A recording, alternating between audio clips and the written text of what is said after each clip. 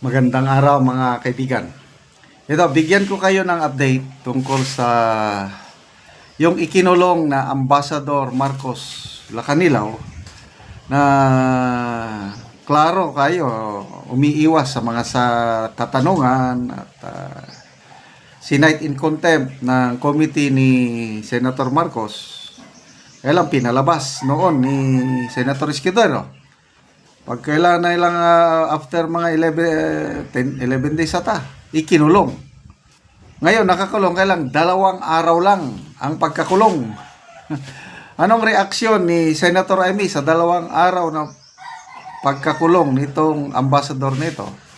Nako, hindi na mapigilan ni Senator Amy ang pagkainis. So, sobrang napikon na siya sa ginagawa ng kanilang kasamahan sa Senado. Okay, pakinggan natin ang balitang ito ng UNTV.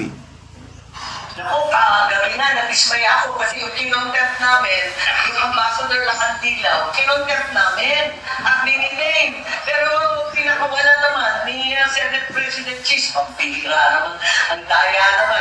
Daya. Hindi katanggap-tanggap para kay Senador Amy Marcos, chairperson ng Senate Committee on Foreign Relations, ang 2 araw lang na Senate detention na ipinataw kay Ambassador Marcos Lacanilaw, Special Envoy on Transnational Crime.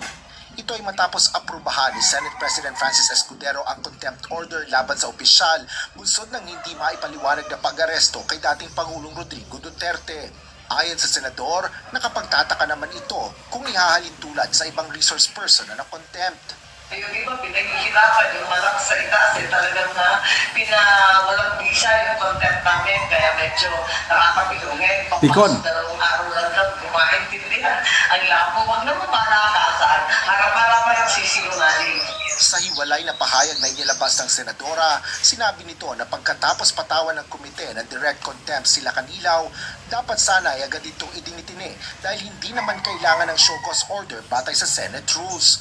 Ngunit sa halip na gawin ito, pinalaya at binigyan pa si Lacanilaw ng 11 araw bago ipag-utos ang pagdiditine. Taliwasaan niya ito sa ilang oras lang na pag-aresto ng administrasyon sa dating Pangulo at pagpapadala sa kanya sa The Hague, Netherlands kung nasaan ang headquarters ng International Criminal Court o ICC. Binigyan din ng presidential sister na ito ay maituturing na adding insult to injury o pagpapalala ng sitwasyon. Wala pang tugon kaugnay nito sa Senador Escudero. Kinumpirma naman ni Senate Secretary Renato Bantog Jr. na nasa maayos na kalagayan si Ambassador Lacanilaw habang ito ay nasa ilalim ng kustodiya ng Senado. Mabuti rin ang kalusugan nito batay sa huling medical check-up niya ngayong araw at walang idinadaing ayon sa Senate Medical Director. Wala rin naman anyang hinihiling ang embahador habang nakadetine ito sa Senate Custodial Facility. Asher Kadapan Jr., UNTV News and Rescue. Okay, so I think pangalawang araw na ngayon. Nagsimula kahapon. So baka mamayang gabi or bukas lalabas na yung ikinulong na Ambassador Marcos Lacanilaw. 2 araw lang. So kung si Senator Amy napipikon, nadidismaya, kumusta kayo? Happy ba kayo sa ginawa ni Senator Chis Escudero na totoo nga ikinulong dahil lang 2 araw lang? Kung ako inyong tatanungin, hindi ako maligaya na nakakano. Isipin na lang natin si Colonel Grijaldo. Sobra 3 buwan na siya sa kulungan. Nandun pa rin siya. Sino pa? Si General Villanueva. Matagal-tagal din. Doon na nag-Christmas si General Wilkins Villanueva sa Matagal-tagal ang pagkakulong ng mga resource person sa Kamara. Samantalang dito sa Senado, kinulong 2 araw. So, anyway, dahil sila ang nasa kapangyarihan, magagawa nila yun. But, bahala na ang taong bayan kung ano ang gagawin natin sa mga opisyales na nagdesisyon ng ganyan. Ang kapangyarihan na sa atin. Ngayong Mayo 12, ilalabas ang ating kapangyarihan. Malapit na, ilang araw na lang. Ito, another topic tayo, yung Oplan Horos na isiniwalat ng Manila Times. Ito yung plano ng administrasyon Marcos. Paano pabagsakin ang mga Duterte para sa 2028. So ito ang post ni Jason Sa, yung Oplan Horos. Oplan Horos. Ayon sa tagubilin ng Pangulo, silence all social media personalities who are critical of Bonget and Martin. Ito, dokumento nila ito, although sinabi nila fake document daw ito. Kung fake document, kasuhan nila ang Manila Times. Dahil Manila Times ang nagsiwalat But sabi ng Manila Times, authentic yun.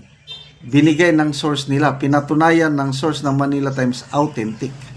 Totoo talaga. Kaya lang, sabi naman ng alyansa, fake daw, hindi totoo. Bahala ng taong bayan kung fake ba o itong totoo. But to me, dahil itong nakalagay, silence all social media personalities who are critical of Bonget and Martin, i-relate mo sa nangyayari, yun nga, yung TRICOM, tinawag ang mga DDS vloggers. Nabigyan na nga ng contempt order ang tatlo Ka Eric, Doc Loren Badoy, and sino yung pangatlo? Mark Anthony Lopez.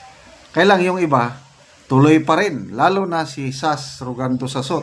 Ilang beses nilang inattempt na i-take down ang kanyang page, kailang tuloy-tuloy pa rin yan. Sas Sasot, Crisette Laureta Chu, Joey Di Bebre at iba pa, tuloy-tuloy ang laban kasi napaka-importante ngayon ang social media at tinatawag na fake news daw karamihan itong mga DDS vloggers, fake news. Dahil daw sa fake news ng mga DDS vloggers, kaya bumababa ang rating ng Pangulong Marcos Jr. So, sabi naman ng iba, yung survey na yon, kung hindi pabor sa kanila ang survey, alanganin, kini-question. Kailan kung pabor sa kanila, hina-highlight. So, yan na, labanan sa social media. At salamat sa mga DDS vloggers na matatapang at lumalaban para sa katotohanan. Okay, salamat mga kaibigan sa inyong pagtangkilik sa ating channel. Nakakatulong kayo ng malaki sa tribong Talandig ng Bukidnon dahil ang income sa channel na ito is tinutulong sa tribo. Sa ngayon, namimigay tayo ng mga yero at pako para ma-repair ang sira-sirang bahay ng tribong Talandig. Mayroon din tayong livelihood assistance sa kanila, nagpapatanim ng saging lakatan. Ang kasabihan nga, kung may itinanim, may aanihin. So, panoorin nyo ang video na ito. Sa Sitio Garden ug akong bisitahon si kuya ug si ate sa ilang karaan nga balay. Ayo! Ayo ate! Naitaw? Ay mayong udto te. Sakat sa inyong balay. Karon mao na ni ang unang balay ni kuya ug ni ate sa natagaan na mo ugero. Una ni ang una nila nga balay ug karon nagpatukod na sila og bag-o. Apan nakaato pa sila, wala pa nila na ulian. So mo ni ang karaan nila nga balay.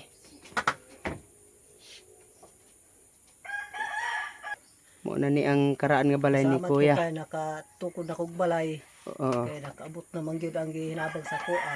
Oo. Dako gyud akong pagpasalamat. Oo. So atong bisitahon niya ang imong balay nga bag-o nga ipatukod ya. Atong bisitahon.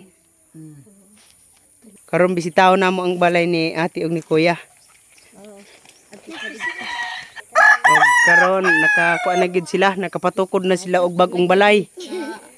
Og nindot na gyud ang ilang atop. Maayo na gyud nga lantawon. Wala pa gyud mahuman. Natupan pa. Natupan pa. Salamat gyud mi kay posible ulanan pa. Og karon ate kuya unsa inyong maistorya nga nindot na kaayo inyong balay, nakatukod na mo og bag-o. Pasalamat mi karon sa Ginoo kay makaabot ni karon ang kuan hinabang sa amoa.